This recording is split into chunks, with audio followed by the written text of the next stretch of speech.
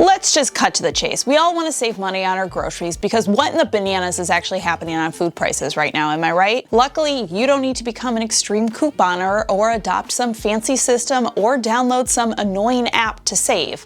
Most of how we save on food can come down to how we cook, store, and plan. So here are over 45 practical food hacks to help you cut your grocery bill. Let's start in the freezer section of our grocery store. It's probably no surprise to most of us that frozen veggies are cheaper than fresh. Especially when out of season, your savings can near 50% or more. But you have maybe steered clear of them because you had one too many bad experiences with soggy, bland cauliflower. Ew. Let me teach you how to use your frozen veggies better so you never need to think about eating this again. Now, the best way to cook most frozen veggies is hot and fast.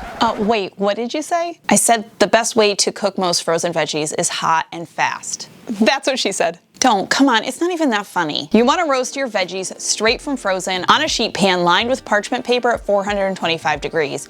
Don't use tin foil because it'll trap in steam, making them soggy. Drizzle your veggies in oil and seasoning and toss to coat. And work quickly, this way the veggies won't have time to thaw. Cook for 25 to 30 minutes. If you want to crisp them even more, you can amp it up to 450 degrees for those last 3 to 5 minutes. This system works great on tons of frozen veggies, everything from broccoli to cauliflower, Brussels sprouts, green beans, carrots, peppers, and sweet potatoes. Now, some frozen veggies will feel a tad bland, so a little flavor upgrade is going to help a lot, but don't season them until the last few minutes of cooking because things like garlic and salt will draw out the moisture too soon. Again, soggy veggies, nobody wants that. You could also add Parmesan or everything bagel seasoning. Possibilities are endless. A few more hacks for your frozen veggies. When you use them for casserole, soups, or pasta, consider cooking them halfway first so that they don't water everything down. You can just microwave them halfway, cooked on a paper towel to absorb away excess moisture before adding them to your casserole or your soup. You don't need to shy away from frozen. Not only are they cheaper, but they can really help with food waste since they last way longer than fresh veggies, saving you from throwing money in the garbage. All right, since we're already in the frozen food section, let's chat about frozen fruit. If sad, mushy cauliflower doesn't bum you out, then surely sad defrosted blueberries might. Womp womp. These are fine if you're making baked goods or mixing them into a smoothie, but a lot of fruits do not defrost really great. So again, you've maybe steered clear of frozen fruit. But once again, frozen fruit is going to save you money over fresh if you just have a little knowledge on how to use them better. First of all, some fruits are going to defrost better than others. Mangoes, pineapples, and peaches both stay pretty firm and juicy when defrosted. My kids will eat all of these from frozen. Cherries are another one that are often overlooked, but go from freezer to thawed really nicely. A pro tip is to thaw your fruit overnight in the fridge in a colander. That way any extra moisture will drain off. All right, let's leave the frozen section of the grocery store for a little while and go to the meat aisle. Some meat is obviously more pricey than others, so let's talk about what to get. One of my favorite meats to get is chicken thighs, and they are cheaper than chicken breasts even if you get boneless thighs, and because they have a slightly higher fat content, they are more flavorful, don't dry out, even when you reheat them. And I find that usually kids prefer them because they really are just more delicious and really hard to overcook, unlike breasts that are really easy to overcook. Now, they do have about 2 to 3 times more fat than a breast, which is why I feel like most people go for breasts, they think it's healthier. But it's still considerably less fat than all the other meats like pork chops, lean ground beef, or steak. Another more budget-friendly meat is a pork butt if you're gonna go for pork, sometimes called a picnic roast or a pork shoulder, but they aren't technically the same.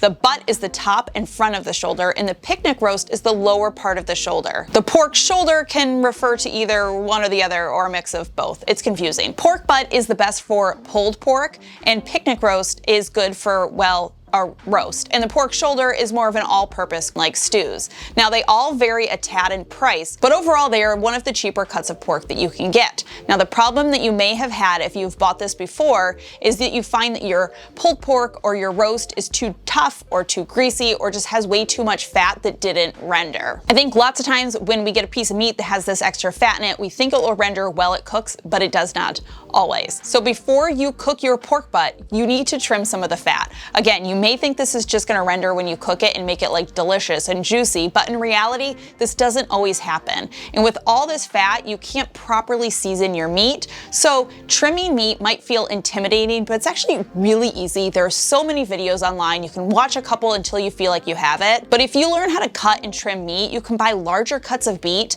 and then cut down your own pieces, saving a ton of money.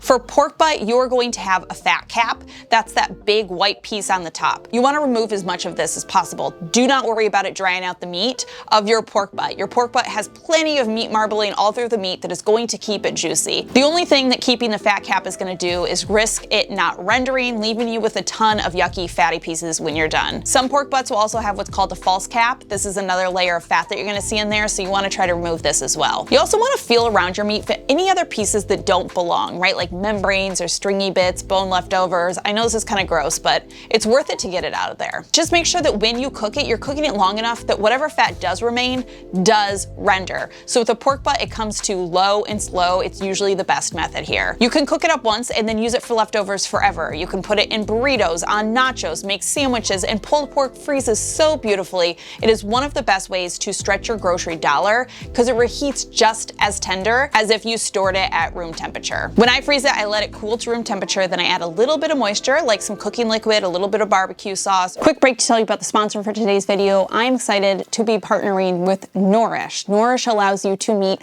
one-on-one with a registered dietitian right from your phone or laptop, and you get support for everything from picky eating to family meal planning to even your own health. One of the biggest reasons I wanted to try it out is because I feel like there's so much misinformation online about what we should be eating or what our kids should or shouldn't be eating, and I feel like it makes feeding a family feel overwhelming, as if deciding what's for dinner every night isn't already. And it makes it hard to feel like you're doing a good job. And sometimes it's nice to just have like someone qualified say, hey, you're doing good, here's what actually matters. So I got to talk to a real registered dietitian. You actually get to choose someone who's a good fit for you. So I picked someone who is also a mom. She also has 4 small kids. And so it was just perfect because she really understood the season of life that I'm in. She explained things in a way that made sense for our family. And then she followed up with recipes and practical tips. Now, one of the best parts about Nourish is the accessibility. Nourish accepts insurances in all 50 states, and 94% of patients pay $0 out of pocket.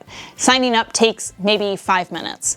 So if you've ever wanted guidance around picky eating or family meals or even your own health, a registered dietitian is honestly one of the best resources, and you can get started with Nourish using the link below. It might be the simplest support that you give yourself this year. Another meat option that I like that's a little more budget conscious is ground chicken, which is usually $1 to $2 cheaper than ground beef.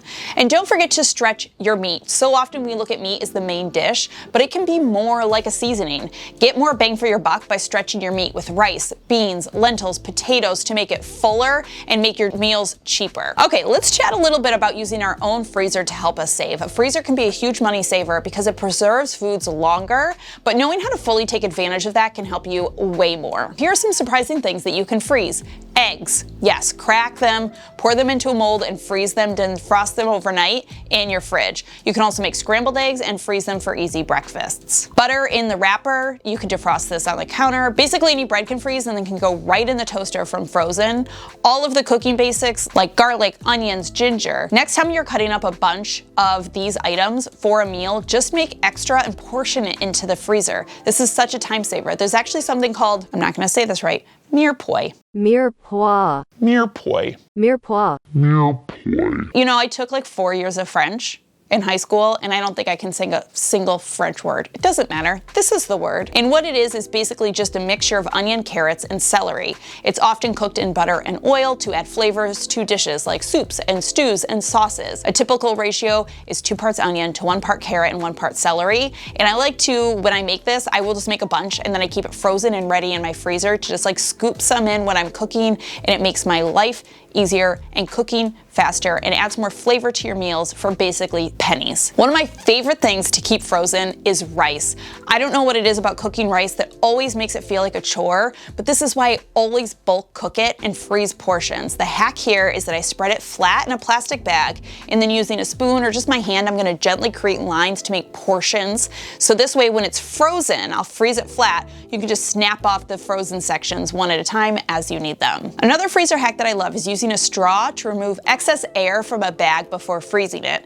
Extra air is going to lead to freezer burn. Your item is not going to freeze as well. So sealing your bag all of the way with a straw inside, you're just gonna suck out any air right before closing, then pull out the straw and seal it. Okay, let's talk about canned foods. Now, many canned foods do tend to be cheaper than buying them fresh or even frozen, mainly because they last longer, they don't spoil, and they aren't affected by like seasonal price swings. They usually offer the lowest cost per serving, especially for vegetables like beans, tomatoes, corn, and peas. But canned isn't always cheapest. Some fresh produce like carrots and apples can actually cost less when they're in season, and certain canned items cost more due to processing. It's also important to remember that many include things like extra salt, sugar, or preservatives. What canned foods are worth it? Now, canned beans, always a win. One of the cheapest pantry staples with tons of nutrients, and I'll link my video down below where I shared my favorite dirt cheap meals, and it includes tons with canned beans. Corn, pumpkin puree, other basic vegetables like tomatoes, beets, potatoes, they are all pretty shelf stable and work really good in a lot of dishes, and most of their nutrients are preserved in the canning process. Canned tuna and other fishes is also another really great budget-friendly way to get fish. A few canned items that I like to consider avoiding: green beans, they typically lose their taste and their texture when they're canned. A lot of fruits, you have to be careful, they're gonna lose their texture and taste, plus a lot of fruits need to be canned in sugar or juices. So I tend to go frozen here, it just makes a little more sense. Let's move along to some homemade and DIY food basics that will help you save a pantload on your groceries. One, grow your own herbs. Guys, this is so easy. I cannot grow anything. Like, I can't grow nothing, but I can grow basil and rosemary and a few other herbs. It saves tons of money and adds freshness all year round. Number two, learn how to make simple doughs like pizza dough, biscuit dough. People are always impressed when I make my own bread, but I'm convinced that one of the biggest conspiracies in the cooking world is that dough is hard. Sure, there are hard doughs to make, but so many of the basic ones are so easy and so much cheaper, like stupid easy. Like, if you can make a pancake, you can make these doughs, and I will link a few of my beginner favorites down below. Next up, make your own bouillon. Bouillon can be used in so many things. It adds a ton of flavor. It can be used to create a quick broth, and you can bulk make your own to keep on hand. It'll quickly improve everything from soups to curries to rices to risottos. It's literally just a mixture of like nutritional yeast with some salt and some dried herbs, and I will have the link to that recipe down below. And on that note, cook your grains or beans in broth or using bouillon in the water. It adds a ton of depth and richness and flavor without barely any extra cost. Next, I always keep frozen onions and garlic on hand, as we sort of talked about. You can buy a bag of frozen onions at my grocery store for less than $2, and I use it for tons of meals, like one bag. It's a huge flavor boost for super cheap and way less waste than buying a whole onion and not using it all for your recipe. On that note, if you do buy a whole onion, make sure that you are freezing any of the extra, because onions freeze really well. Okay, let's talk about some hacks for saving when it comes to snacks. Snacks can be one of the biggest cost items in your grocery. They charge you so much more to get them in those little snack bags or with cute packaging. So my number one hack is to just stop trying to buy the mini snack bags. There's so much more money. If you just grab a big bag and portion your own, it literally takes minutes, and you can do this with tons of stuff, not just like dry snacks, but yogurts. You can buy a big yogurt and make your own yogurt cups. These deli containers are my favorite thing. They're dishwasher and freezer safe. I use them all of the time, literally every day. You could also buy a whole block of cheese and then just cut off single slices. Pop a huge thing of popcorn and then bag it. I mean, look at this. Okay, it would cost me over $7 for 10 bags of Smart Food popcorn. That comes out to like over $1 an ounce. If I pop my own popcorn, it's only 13 cents an ounce. And popping popcorn is so easy. I feel like this takes us into some of our buying smart tips. Now, do your best to buy items, obviously, when they're on sale, and rotate meals around the sales instead of picking your meals first. This is kind of the idea of doing reverse meal planning, which is the idea that you plan based on what you already have or what is on sale at your grocery stores. Again, instead of picking the meal and then going and get the ingredients for that. Next, learn how to read ingredient lists. It's not that hard, and often name brands are the same as store brands or generic brands, but they're not always the same. But if you can just be good at quickly referencing ingredients, you can do a quick check to see if you're paying more for exactly the same thing. And that goes along with getting good at checking cost per units on shelf labels instead of just looking at the cost of the entire box or bag. Big packaging isn't always cheaper, and sometimes two things can look like the same size, but there's actually more in one of the other ones. Always look at the cost per units. It can be the best way to see if one option is a better deal than the other. Next, shop your pantry once a week. I like to do pantry pasta or pantry meals before grocery runs, where you're just using up what's in your pantry. Sometimes once a week, I'll make sure that I'm doing a pantry meal, like just leaving that open and having to cook what's in my pantry. In our house, we've also done use it up weeks where I'll just buy like milk and eggs and some fresh fruit to get us through the week. And then we make all of our other meals around what's in the pantry, freezer, or fridge. Doing a little weekly prep, even if it's super small, like chopping all of your veggies or portioning your snacks, as we've talked about, saves so much time, and it usually ensures there's less food waste. So if I'm going to chop carrots for soup, I'm going to take the leftovers and cut them up into carrot sticks for snacks. By doing this, it just makes it way more likely that we're actually going to eat them instead of those carrots just sitting in the veggie drawer, like going bad and turning brown and nobody eating them. One hack that always works for me is keeping a snack list on the fridge to make grab and go easier. I don't know why this is so helpful. I just feel like snacks become a black hole. We're always trying to come up with snack ideas for our kids, and it's always like when they're hungry and they're yelling at us about how hungry they are, and then we get desperate and we just grab whatever. But if I have a little list on my refrigerator, it helps me remember at quick glance what I have that week. And as a mom, this is really helpful too if you have other people helping you. We have a nanny 3 days a week. Occasionally my mom is here helping, or there's grandparents or whatever. It just makes it really easy for everyone to know what snacks are there. And I often find when I do this, I need way less snacks than I actually think that I need. And so I end up spending less on snack related foods. Next hack, I don't know if this is a hack, this is just the lifeblood of me, is you need to meal plan. You need to know what you're cooking each day of the week. Having a clear plan prevents food waste and overspending because you know exactly what you need. And then you have everything you need, so when it's time to cook, you're not having to run back to the grocery store. I'm gonna link my ultimate meal planning bundle below. It has a ton of printables in here to help you meal plan, but also my best tips and tricks on how to actually stick with meal planning and be successful doing it. All right, my friends, that does it. Some of my best practical budget food hacks, just simple things that you can do, whether it's like in the kitchen or it's when you're prepping what you're gonna eat or when you're actually shopping for what you're gonna eat, that will help save buttloads of money on your groceries, because it's getting out of control.